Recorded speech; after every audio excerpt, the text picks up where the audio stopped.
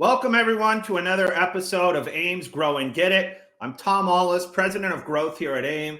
And today, I get the honor and privilege of interviewing myself. So a little different, but really my goal with these episodes, or I like to find people where they're doing something unique, bring it to our membership and allow you to take it and go out and grow and get it. And, I held a meeting with my team here recently on two strategies that are really, really working well. And I wanted to share that with you as our community.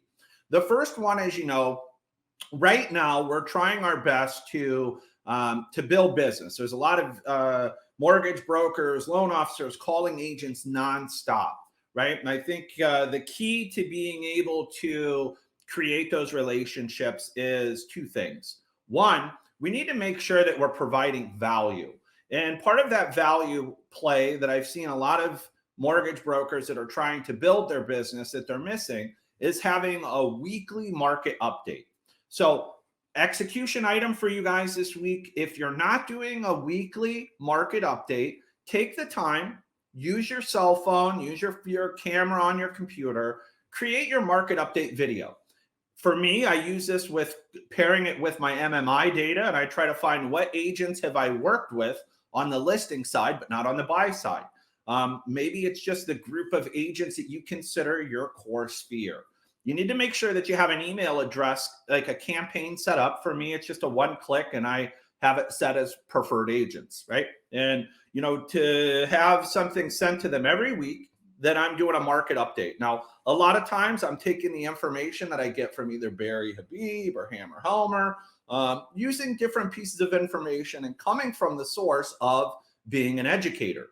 When you're an educator compared to trying to sell something to someone, it really comes off a little different. And I think that you're going to find great success if you do that in creating those relationships.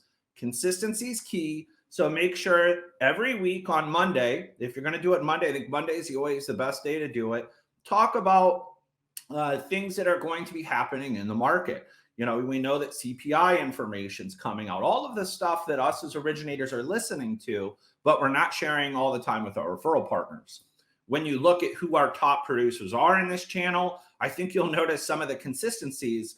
To sometimes it just takes a little tweak on us to make sure that we're doing the same thing and allowing us to go out and grow and get it. So growth hack number 2 for today.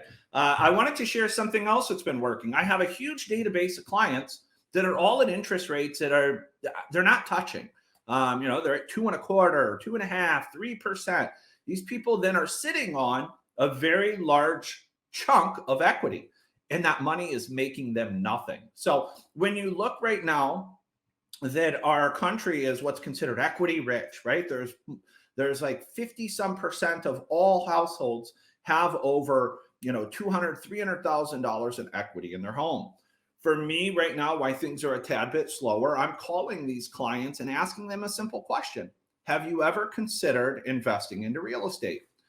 Normally I get a response of, yeah, but I'm not quite sure that I want to do it, or B, I'm not sure how. And what I've been doing is really utilizing this as not only a way to connect with my clients, but I'm also going to share my screen here for a second and show you how I've been using this to not only have that conversation, but then asking them, are you open to a conversation with an agent that I work with that specializes in investment real estate? Now, the goal in me doing this, truthfully, if I get them to buy an investment property, that's awesome. But what I'm really doing is getting a hot lead, giving it to an agent that I know that can service them and do a great job for them. And then that agent, I'm doing something up and beyond what any of my competition's doing, and I'm capitalizing on that business relationship. Now, what I'm going to share on my screen, I just pulled off of Google. You can type in property cash flow analysis, right? Now, I used this one and just highlighted a client that we needed to pull $100,000 in equity from their home, and I put the HELOC cost on there. These numbers are not an offer to lend. We'll cover all the things, even though this is a lending group, but I'm going to show we have a 2-unit investment property for $400,000. I'm putting this summary together and showing them, explaining capitalization rates, explaining what their cash on cash return is. Now, truthfully, this is really simple to do, but what you're doing is creating the conversation of, are you interested in possibly tapping into the equity that you have in your home and creating wealth through debt? Now, I know there's a lot of people in our industry that have, seen companies even started. I remember Chris Griffith. I love the name of his company, Debt Does Deals. I think that was the mindset behind that. Never had the conversation with him, but to me, debt does do deals. And that's what we're in the process of doing here. You want to be able to create that conversation and say, listen, here's a way we can tap into that equity. You're going to create some debt for yourself, but in 30 years, I'm going to be able to guarantee $500,000, $600,000, $700,000 in wealth and assets that's paid off. It's either a cash flowing asset or they sell it, right? Most people are putting into their 401k between $18,000, $18,500 a year, and they're investing into it. And if you look at what the correlation is between investing into stock market compared to investing in real estate always wins. So that's all we have for today. Keep it short and sweet. I hope everyone had a great Thanksgiving, spent time with their families. All of us at the AIME team, I know we're thankful for our community here of brokers, and I hope you go out and grow and get it today. Thank you so much.